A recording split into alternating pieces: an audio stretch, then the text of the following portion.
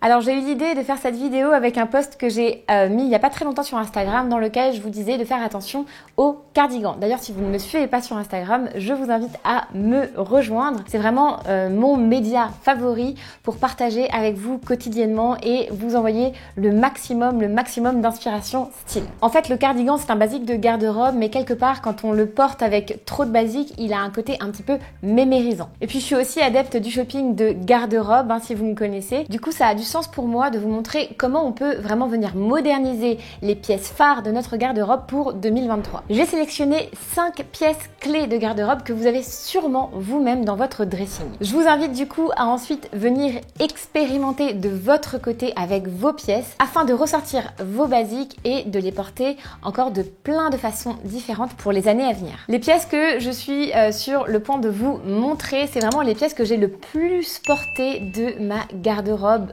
hivernale. Ces basiques de garde-robe et tous les autres sont inclus dans ma méthode bien habillée ainsi que toute la méthodologie pour gagner en style. Je vous mets le lien dans la barre d'informations si vous avez envie d'aller plus loin et de comprendre toute ma méthodologie d'améliorer votre style pour 2023. Alors le premier basique de garde-robe qu'on va voir, c'est le cardigan ou le gilet. Aujourd'hui, je vais vous dire un petit peu comment éviter de le porter et comment vous pouvez justement favoriser une autre façon de le porter. Ça ne veut pas dire que ce que je vous montre et qui est à éviter, les erreurs entre guillemets, sont vraiment des choses qu'il ne faut absolument pas faire, etc. Ce que je vous propose, c'est vraiment d'améliorer pour venir améliorer votre élégance, votre style et vous rapprocher d'une jolie harmonie, d'un joli contraste stylistique.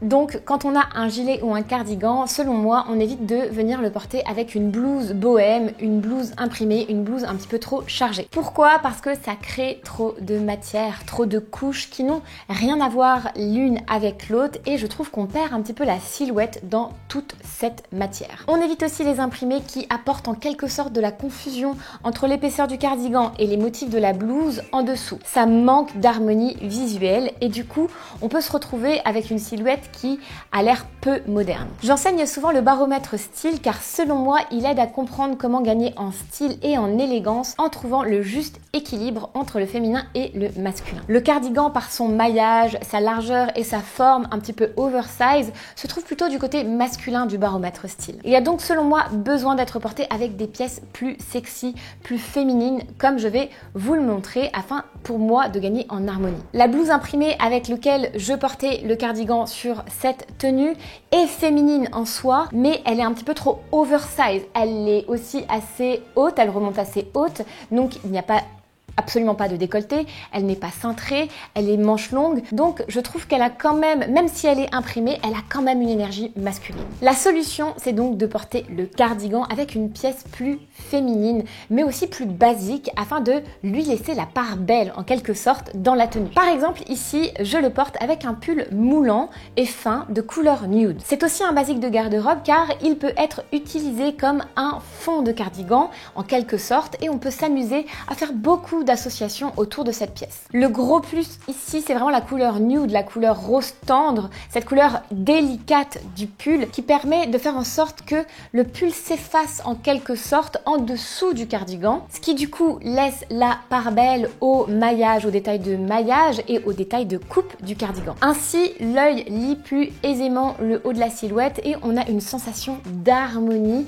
qui est aussi créée par le mélange de couleurs claires. De plus, comme vous pouvez le voir, le pull est soyeux avec un petit pourcentage de soie dans le mélange de mailles. Je parle du pull en dessous, le pull rose. Et du coup, ça apporte quelque chose de chic. Ça apporte une certaine lumière qui va bien aller avec la laine du cardigan. Mélangez aussi les mailles, mélangez les matières. C'est ce qui va vous permettre d'avoir un petit peu le côté chic décontracté d'une jolie tenue féminine. Passons maintenant au deuxième basique de garde-robe, le chemisier bleu marine. On pourrait être vraiment tenté de porter cette pièce avec un pantalon sombre lui aussi. C'est un petit peu l'erreur entre guillemets que j'ai commise ici. Je ne sais pas si vous avez remarqué, mais souvent quand on porte des couleurs sombres, on a envie de porter des couleurs sombres sur toute la silhouette et d'aller vers le noir. Alors une fois de plus, cette tenue, elle a rien de moche, elle est ok, mais je trouve que il y a plusieurs problèmes. Le premier problème, c'est qu'on est vraiment dans du noir, donc du sombre. Je trouve que le bleu marine et le noir ici, ça va pas vraiment aussi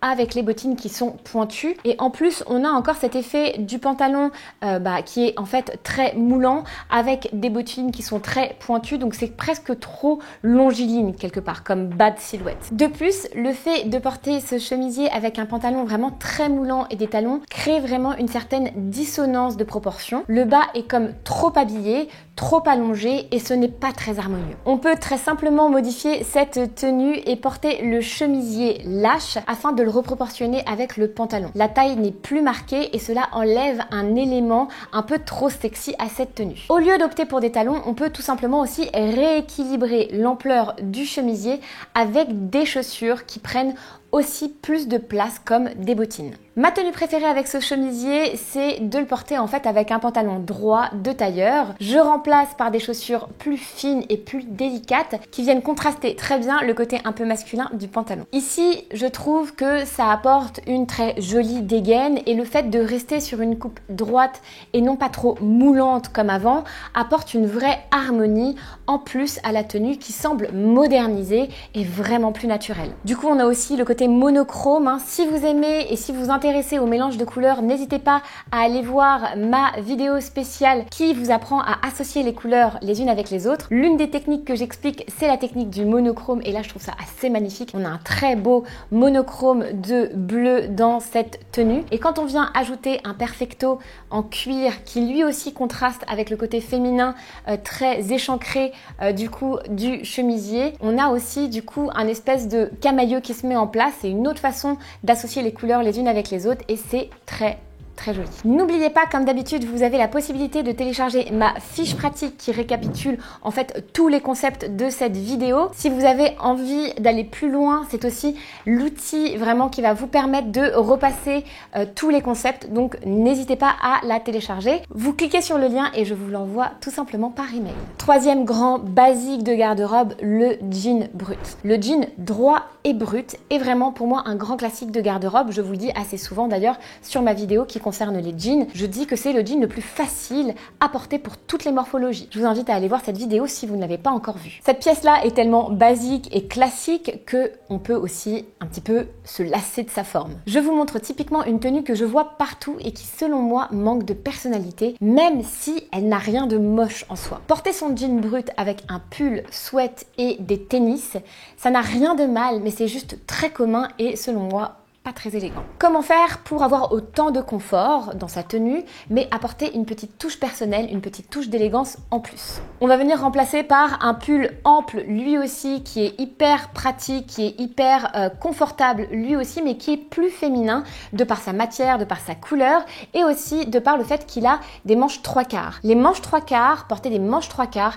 c'est hyper élégant, et ça va vous permettre en fait de marquer votre taille par illusion d'optique, vu que du coup la manche s'arrête à peu près au niveau de votre taille. Donc c'est une bonne manière de marquer sa taille et de gagner en style, surtout avec un pull qui prend beaucoup de place. Et puis au lieu de porter nos baskets avec nos jeans, on évite et puis on vient ajouter une petite paire de bottines. Les bottines, elles sont confortables, elles sont stylées, donc autant ne pas s'en passer. Surtout que ici, on a encore, vous savez, cette fameuse règle de couleur sandwich. Donc on a le haut qui est plutôt crème, le jean qui est bleu et ensuite on a les chaussures qui sont crème. Donc ça fait un espèce de rappel de couleur qui est très harmonieux, qui englobe quelque part la silhouette et je trouve que c'est une manière d'avoir une tenue féminine autour de basique sans se prendre la tête. Quatrième basique de garde-robe, le pull col rond. On peut le porter avec des basiques, une fois de plus, il n'y a pas de problème vraiment, mais on a vraiment une silhouette qui est très classique. Le but ici, c'est donc de sortir de ce côté très traditionnel et d'aller chercher un petit peu de fantaisie. C'est très facile à faire avec une pièce aussi versatile que le pull col rond. Alors comment faire pour booster cette tenue? Très simplement, je viens ajouter ici un chemisier à léger volant en dessous. On a du coup les détails de manches avec le chemisier et le pull. On a le détail de col et très bizarrement, il y a quelque chose qui se passe qui ajoute du féminin à cette tenue qui était un petit peu trop masculine, mais aussi qui ajoute une certaine fraîcheur, qui ajoute comme un espèce d'éclat avec cette espèce de petit col blanc qui ressort. Alors là, forcément, j'ai un chemisier qui est assez spécifique avec de jolies fronces, etc. Vous n'avez pas forcément le même chemisier chez vous. Donc oui, on peut opter pour le chemisier avec un col un petit peu classique qu'on fait ressortir, mais vous connaissez